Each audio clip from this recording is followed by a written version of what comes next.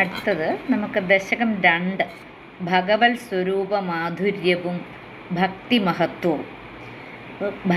ആ ഹെഡിങ് തന്നെ അങ്ങനെയാണ്, ഭഗവത് സ്വരൂപ മാധുര്യവും ഭക്തിമഹത്വവും. ഭക്തി ഉണ്ടാവണമെങ്കിൽ എന്ത് വേണം? നമുക്ക് ധ്യാനിക്കണം എന്നുണ്ടെങ്കിൽ ഒരു രൂപം മനസ്സിൽ വേണം. അപ്പോൾ ആ രൂപം എങ്ങനെയുള്ളതായിരിക്കുമെന്നാണ് ഭട്ടതിരിപ്പാട് എങ്ങനെയുള്ളതായിരിക്കണം, എങ്ങനെയാണ് ഭട്ടതിരിപ്പാട് കാണുന്ന ആ രൂപത്തിനെ വർണ്ണിക്കുകയാണ് ചെയ്യുന്നത് ഈ 2ാമത്തെ ദശകത്തിൽ. അത് ആദ്യത്തെ ശ്ലോകവും 2ാമത്തെ ശ്ലോകവും ആ കേശാദിപാദ വർണ്ണനമാണ് കൊടുത്തിരിക്കുന്നത് ഇവിടെ. ശ്ലോകം 1. സൂര്യസ്പർദ്ധികിരീടമൂർധ്വതിലക പ്രോദ്ഭാസി ഭാലാന്തരം കാരുണ്യാകുലനേത്രമാദ്രഹസിതോല്ലാസം സുനാസാപുടം ഗണ്ഡോദ്യന്മകരാഭകുണ്ടലയുഗം കണ്ഠോജ്വലത്കൗസ്തുഭം ത്വദ്രൂപം വനമാല്യഹാരപടല ശ്രീവത്സദീപ്രം ഭജേ. ഇനി പിരിച്ചു നോക്കാം നമുക്ക്. സൂര്യസ്പർദ്ധി കിരീടം ഊർധ്വ തിലക പ്രോദ്ഭാസി ഭാലാന്തരം. ഇത് ആദ്യത്തെ വരി എന്ന് പറയുന്നത് ഒരു സമസ്ത പദമാണ്. സൂര്യസ്പർദ്ധികിരീടമൂർധ്വതിലക പ്രോദ്ഭാസി ഭാലാന്തരം. സൂര്യസ്പർദ്ധി കിരീടം ഊർധ്വ തിലക പ്രോദ്ഭാസി ഭാലാന്തരം കാരുണ്യാകുലനേത്രമാദ്രഹസിതോല്ലാസം സുനാസാപുടം. കാരുണ്യാകുലനേത്രം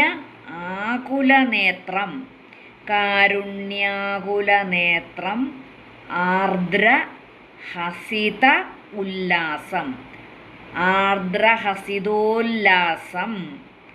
സുനാസാപുടം സുനാസാപുടം ഗണ്ഡോദ്യന്മകരാഭകുണ്ടലയുഗം ഗണ്ഡ ഉദ്യത് മകരാഭ കുണ്ടലയുഗം ഗണ്ഡ ഉദ്യത് ഗണ്ഡോദ്യന്മകരാഭ ഗണ്ഡ ഉദ്യത് മകരാഭ കുണ്ടലയുഗം കണ്ഠ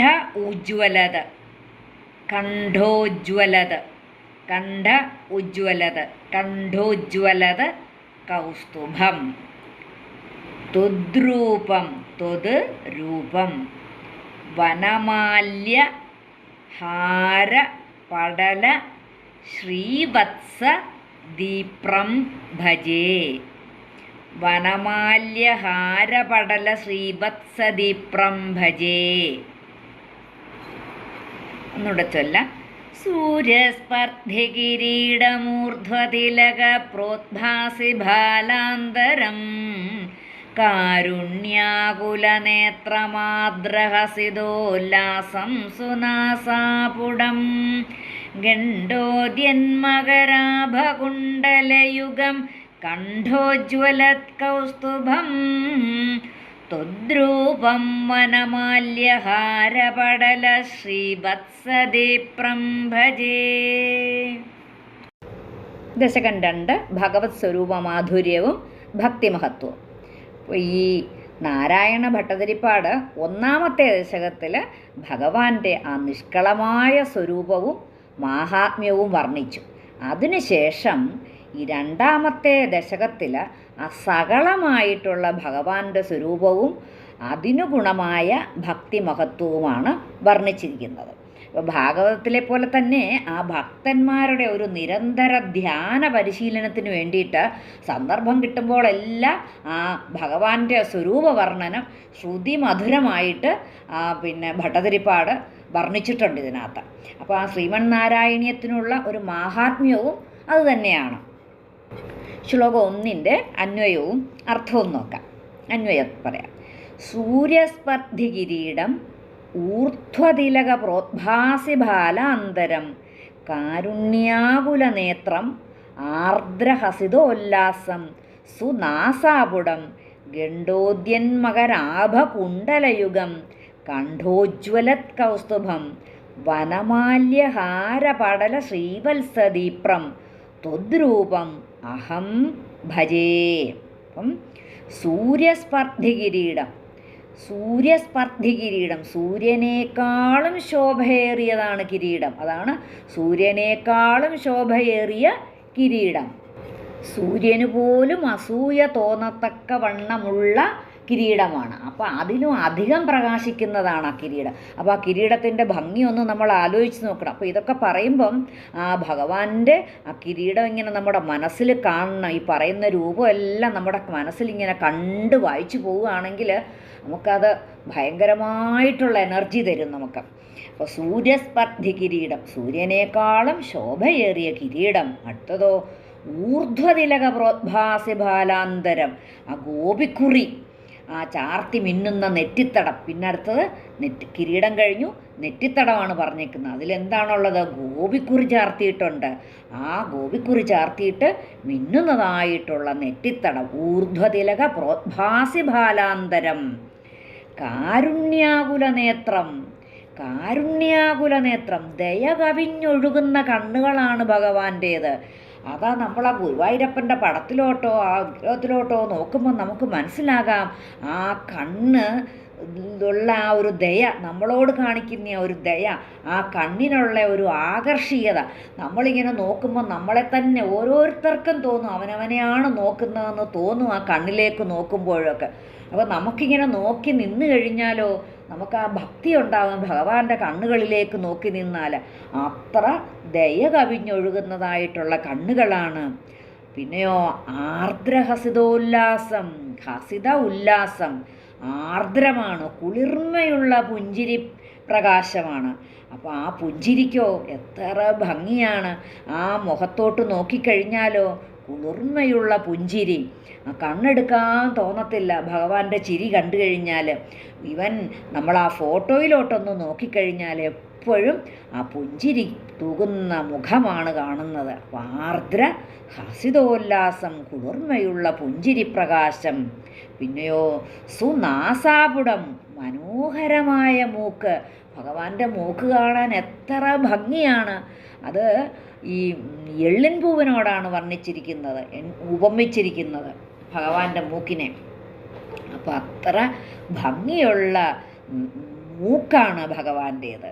പിന്നെ ഗണ്ഡോദ്യന്മകരാഭകുണ്ടലയുഗം, ആ കവിൾത്തടങ്ങളിൽ പ്രതിഫലിച്ചു തിളങ്ങുന്ന മകരകുണ്ടലങ്ങൾ, ആ ചെവിയിലിട്ടിരിക്കുന്ന ആ മകരമത്സ്യത്തിൻ്റെ പോലെയുള്ള ആ കുണ്ടലങ്ങൾ, ആ കുണ്ടലങ്ങളിൽ നിന്ന് വരുന്ന ആ പ്രകാശം കവിൾത്തടങ്ങളിൽ ഇങ്ങനെ അടിച്ച് കവിൾത്തടങ്ങൾ തിളങ്ങുകയാണ്. കവിൾത്തടങ്ങൾ, അതാണ് കവിൾത്തടങ്ങളിൽ പ്രതിഫലിച്ചു തിളങ്ങുന്ന മകരകുണ്ടലങ്ങൾ. ആ മകരകുണ്ടലങ്ങളിൽ നിന്ന് വരുന്ന ആ ശോഭയാണ് കവിൾത്തടങ്ങൾ തിളങ്ങുന്നത്. കണ്ഠോജ്വലത് കൗസ്തുഭം, കണ്ഠം കഴുത്തിൽ, കണ്ഠ ഉജ്വലത് കൗസ്തുഭം, കണ്ഠത്തിന് ശോഭ കൂട്ടുന്ന കൗസ്തുഭം, ആ കൗസ്തുഭം എന്ന രത്നമാല അത്. പിന്നെയോ വനമാല്യഹാരപടല ശ്രീവത്സദീപ്രം, വനമാല, മുത്തുമാലകൾ, ശ്രീവത്സം എന്നിവയാലും പ്രകാശിക്കുന്ന വനമാല്യഹാരപടല ശ്രീവത്സദീപ്രം, വനമാല, മുത്തുമാലകൾ, ശ്രീവത്സം എന്നിവയാലും പ്രകാശിക്കുന്ന ത്വദ്രൂപം, നിന്തിരുവടിയുടെ സാക്ഷാൽ വൈകുണ്ഠരൂപത്തെ അഹം, ഞാൻ ഭജേ, നിരന്തരം ധ്യാനിക്കുന്നു. അപ്പോൾ ഈ പൊൻകിരീടം, ഗോപിക്കുറി, മകരകുണ്ടലം, കൗസ്തുഭം, വനമാല, ശ്രീവത്സം ഇവയൊക്കെ ആ വൈകുണ്ഠ വിഗ്രഹത്തിൻ്റെ ആ പുരാണ പ്രസിദ്ധിയുള്ള അലങ്കാരങ്ങളാണ്.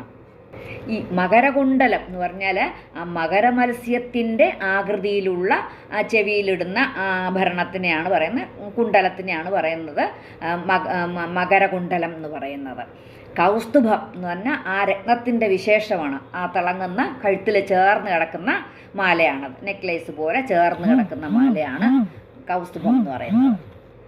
പിന്നെ വനമാല, അപ്പോൾ എല്ലാ ഋതുക്കളിലും പൂക്കളും തളിരുകളും പിന്നെ ഇടകലർത്തി നടുക്ക് അതിൻ്റെ ഒരു കടമ്പിൻ പൂക്കൊത്ത് കോർത്തുണ്ടാക്കിയതാണ്. അപ്പോൾ അതിങ്ങനെ രണ്ട് വശത്തൂടി ഇങ്ങനെ മേലെ മുതൽ താഴെ വരെ ഇങ്ങനെ ഞാണ് കിടക്കുന്ന മാലയാണ് വനമാല. പിന്നെ ശ്രീവത്സം എന്നത് മറുകാണ്. അപ്പോൾ ഇത് ഭൃഗു മഹർഷിയുടെ കാൽ ചവിട്ടേറ്റിട്ടുണ്ടായ അടയാളമാണെന്നാണ് പുരാണ കഥ പറയുന്നത്. അതൊരു കഥയുണ്ട്. അപ്പോൾ ആ ചവിട്ടേറ്റ മറുക് ഭഗവാൻ അങ്ങനെ സൂക്ഷിച്ചിരിക്കുകയാണ് ആ പാട്. എന്ന് വെച്ചാൽ ഒരിക്കലും അഹങ്കാരം ഉണ്ടാവരുതെന്ന് കാണിക്കാൻ വേണ്ടിയിട്ടാണ് ആ മറുക് ഭഗവാൻ അങ്ങനെ വെച്ചിരിക്കുന്നത്, ആ ചവിട്ടേറ്റ പാട്. അപ്പോൾ അനേകം സൂര്യന്മാർ ഒരുമിച്ചുയർന്നു വരുന്നത് പോലെ ശോഭയേറിയ ആ കനക കിരീടത്തോടും മേൽപോട്ട് തൊട്ട ആ കസ്തൂരി തിലകം കൊണ്ട് പ്രകാശിച്ചിരിക്കുന്ന ആ നെറ്റിത്തടത്തോടും പിന്നെയോ ഭക്തവാത്സല്യം വഴിഞ്ഞൊഴുകുന്ന കരുണാകടാക്ഷ വർഷം ചൊരിയുന്ന ആ കണ്ണുകളോടും പ്രേമാർദ്രതയാൽ ഇങ്ങനെ പ്രകാശിക്കുന്ന മന്ദഹാസത്തോടും എള്ളിൻ പൂവത്ത ആ നാസികയോടും കവിൾത്തടങ്ങളിൽ പ്രതിബിംബിക്കുന്ന മകരകുണ്ടലങ്ങളോടും ഐശ്വര്യമാർന്ന കഴുത്തിൽ ജ്വലിക്കുന്ന കൗസ്തുഭമണിയോടും വനമാല, മുത്തുമാല, ശ്രീവത്സമെന്ന മറുക് ഇവ കൊണ്ട് ശോഭിക്കുന്ന മാറിടത്തോടും കൂടി വിളങ്ങുന്ന അങ്ങയുടെ മനോഹരമായ രൂപത്തെ ഞാൻ ഭജിക്കുന്നു എന്നാണ് ഭട്ടതിരിപ്പാട് പറയുന്നത്. സൂര്യസ്പർദ്ധികിരീടമൂർധ്വതിലക പ്രോദ്ഭാസി ബാലാന്തരം കാരുണ്യാകുലനേത്രമാർദ്രഹസിതോല്ലാസം സുനാസാപുടം ഗണ്ഡോദ്യന്മകരാഭകുണ്ടലയുഗം കണ്ഠോജ്വലത്കൗസ്തുഭം ത്വദ്രൂപം വനമാല്യഹാരപടല ശ്രീവത്സദീപ്രം ഭജേ.